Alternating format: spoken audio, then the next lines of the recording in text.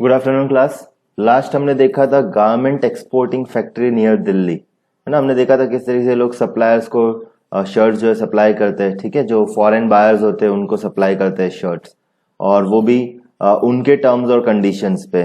Clear. और फिर हमने ये भी देखा शर्ट इन यूएस टॉपिक के अंदर किसने कितना कमाया, ठीक है। सबसे ज्यादा जो बिजनेस पर्सन है, ठीक है, जिसके रिटेल शॉप्स है, उसने 900 का शर्ट 1800 में सेल किया, तो उसने 900 रुपीज कमाया। और जो गारमेंट एक्सपोर्टर है उसका कॉस्टिंग आया 150 रुपीज पर शर्ट, पर उसने 300 में सप्लाई किया, उसने भी 150 रुपीज अर्न किया पर शर्ट। तो हमारा नेक्स्ट टॉपिक है who are the gainers in the market. So chain of markets links the producer of cotton to the buyer at the supermarket. तो चेन ऑफ मार्केट किसको लिंक करती है? जो कॉटन को प्रोड्यूस करता है till the buyer at the supermarket. So buying and selling takes place at every step in the chain. ठीक है, हर एक चेन में बाइंग एंड सेलिंग होता है। So let us recall who are the people who are involved in this process of buying and selling. So did they all gain as much? तो हमें पता है कौन कौन थे। देखो याद करो, सबसे पहले कौन था? कांताबेन, है ना। कांताबेन, क्या नाम था? कांताबेन था या शांताबेन था, जो भी था। तो वो कॉटन बेच रही थी, ठीक है। उसने कॉटन ग्रो किया, कॉटन बेचा फिर मर्चेंट को, तो उसने अर्न किया, वहां पे बाइंग सेलिंग हुआ। उसने खुद सीड्स खरीदे थे, ओके। फिर वो कॉटन जो है वो यान मैन्युफैक्चर हुआ उसका, फिर यान खरीदा गया, उससे उसको वीविंग यूनिट्स में दिया गया, वीवर्स को दिया गया, उन्होंने कपड़ा बनाया, वहां पे बाइंग सेलिंग हुआ।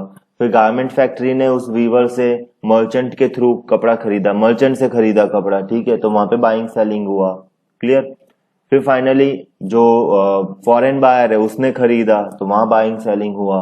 और एट द लास्ट कंज्यूमर्स, जो कस्टमर्स है, उन्होंने शोरूम में जाके शर्ट खरीदा, तो वहां पे लास्ट बाइंग सेलिंग हुआ। फिर हमने शर्ट खरीद के पहनना शुरू कर दिया। अब ये शर्ट आगे नहीं बिकेगा, अब मैं पहना हुआ शर्ट नहीं बेचूंगा, अब मैं इसको पहनूंगा, 1-2 साल फट जाएगा, फिर मैं इसको फेंक दूंगा, ऐसा।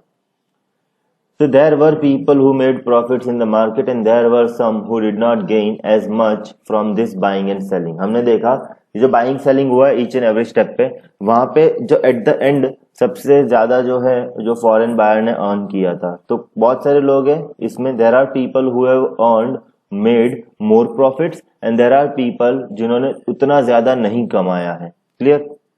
So despite their having toiled very hard, they earn little. Can you place them in the table shown here? Okay. तो जिन्होंने बहुत ज्यादा मेहनत की है, ठीक है, फिर भी उनको उतना पैसा नहीं मिला है। तो who people who gained in the market and people who did not gain in the market.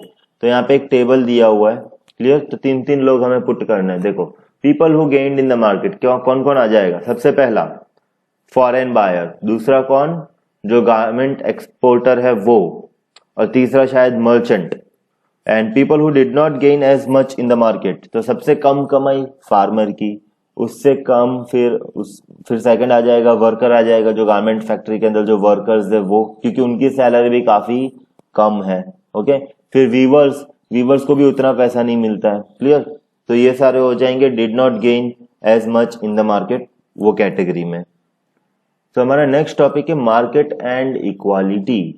So the foreign business person made huge profits in the market. Yes, foreign business person ने he made huge profits in this market. Okay, जो shirt manufacturing वाला जो market है। Compared to this, the garment exporter made only moderate profit. और garment exporter ने moderate profit earn किया। On the other hand, the earnings of the workers at the garment export factory are barely enough to cover their day-to-day needs. और दूसरी तरफ अगर हम देखें तो गारमेंट फैक्ट्री में जो वर्कर्स है उनकी इनकम जो है बहुत ही, it is barely enough to cover their daily needs. ठीक है, वो उतना ही कमा पाते हैं, और जितना कमाते हैं उतना हर डेली के खर्चे में डेली खर्च हो जाते हैं। क्लियर। उनके पास कोई प्रॉफिट बचता नहीं है। जबकि जो बड़े बड़े बिजनेस पर्सन है, फॉरेन बिजनेस पर्सन, उसने इतना सारा प्रॉफिट अर्न किया है, अब वो उसमें से थोड़ा सेव कर लेगा, सेविंग्स हो जाएगी उसके। जबकि यहाँ पे जो वर्कर्स है उनका कोई सेविंग्स वगैरह नहीं है ऐसा। Similarly, we saw the small cotton farmer and the weaver at Erode put in long hours of hard work. फिर हमने ये भी देखा, चलो ये तो वर्कर्स हो गया गारमेंट एक्सपोर्ट फैक्ट्री में। फिर जो अपने कॉटन फार्मर जो थे और जो वीवर्स थे ईरोड में, वो लोग भी काफी घंटे तक, काफी टाइम तक काम करते हैं, हार्ड वर्क करते हैं। कॉटन फार्मर जो होता है वो पूरे दिन खेत में काम करता है, वीवर का हमने देखा ही था, 12 घंटे उनको लूम्स के पास खड़े रहना पड़ता है, ठीक है, जब वो क्लॉथ बनाते हैं। So but they did not get a fair price in the market for what they produce, लेकिन उनको उतने दाम नहीं मिले जितना उन्होंने मेहनत किया है, ठीक है। तो यहाँ पे जितनी ज्यादा लोग मेहनत कर रहे हैं उनको तो कम पैसा मिल रहा है, और जो कम मेहनत कर रहे हैं वो लोग ज्यादा अर्न कर रहे हैं। द मर्चेंट्स और traders are somewhere in between, और देखो वर्कर्स ने बिल्कुल कम कमाया, और जो गारमेंट मैन्युफैक्चरिंग कंपनी है और जो फॉरेन बिजनेस पर्सन है उसने सबसे ज्यादा कमाया। और जो मर्चेंट्स और ट्रेडर्स है जो बीच में मतलब मीडियोकर है, जो लिंक करते हैं एक दूसरे को, ठीक है, उन्होंने कहीं ना कहीं इन दोनों के बीच में कमाया है।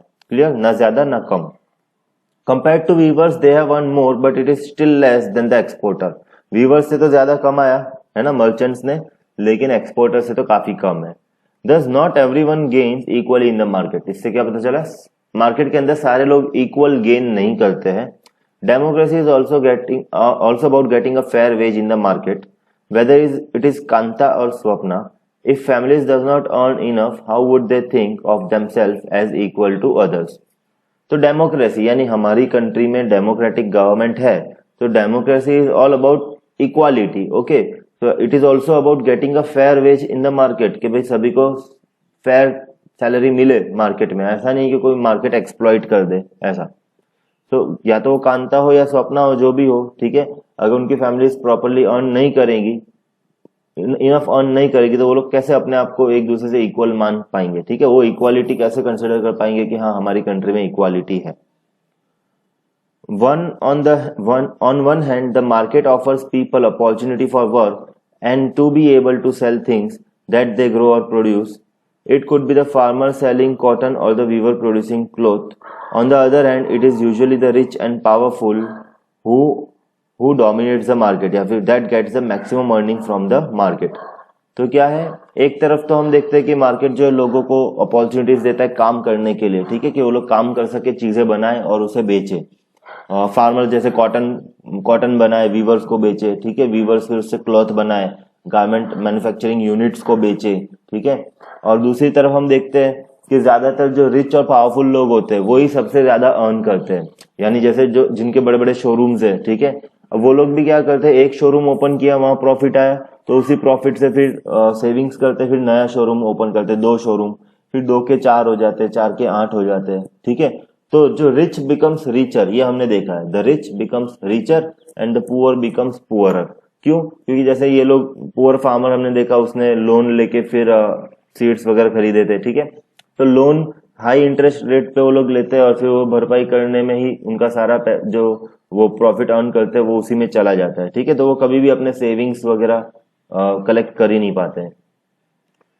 So the powerful and richest person gets the maximum earning from the market. These are the people who have money and own the factories, large shop, large land holdings, etc. तो ये कौन कौन से लोग हैं जिनके पास पैसा है, ओके, बड़ी बड़ी फैक्ट्रीज है खुद की, बड़ी बड़ी लार्ज शॉप्स है, या फिर लार्ज लैंड होल्डिंग्स है, यानी बहुत सारे उनके पास जमीन जायदाद प्रॉपर्टी ज्यादा पड़ी है, ठीक है। तो प्रॉपर्टी रहती है तो क्या होता है, वो लोग बैंक से लोन भी ले पाते हैं। मान ले प्रॉपर्टी है मेरे पास और मुझे मान ले शोरूम खोलना है, बट शोरूम के लिए पैसा चाहिए, तो मैं बैंक में जाऊंगा, मैं बोलूंगा मेरे पास इतनी प्रॉपर्टी है, ठीक है, तो बैंक वो उस प्रॉपर्टी के सामने मुझे लोन देगा, है ना, कम इंटरेस्ट रेट पे, बैंक का जो नॉर्मल इंटरेस्ट रेट चलता है उसके अकॉर्डिंग, तो लोन मिल जाएगा, तो मैं उससे फिर अपना बिजनेस सेटअप कर पाऊंगा, ठीक है, शोरूम वगैरह, शर्ट्स का शोरूम वगैरह खोल दिया मान लो, तो वहां पे फिर अपने आप बाइंग सेलिंग होगा। क्लियर, अगर ब्रांडेड शर्ट्स का अगर शोरूम खोला है तो कस्टमर सामने से आएंगे, बाइंग सेलिंग होगा, ज्यादा प्रॉफिट मिलेगा, बैंक लोन तो मैं क्लियर कर ही दूंगा और वापस मेरा बिजनेस भी सेटअप हो जाएगा। The poor have to depend on rich and powerful for various thing, है ना, गरीब लोगों को, बेचारों को रिच और पावरफुल लोगों पे डिपेंड रहना पड़ता है। वो हमने स्टार्टिंग में फार्मर का नहीं देखा, वो ट्रेडर पे डिपेंडेंट थी, है ना, उसको पता है जब काम नहीं होगा तो ट्रेडर हमें हमारे बुरे टाइम पे हमें पैसे जब जरूरत पड़ेगी तो वो देगा। क्लियर, तो पुअर लोग को रिच लोगों के ऊपर डिपेंड होना पड़ता है।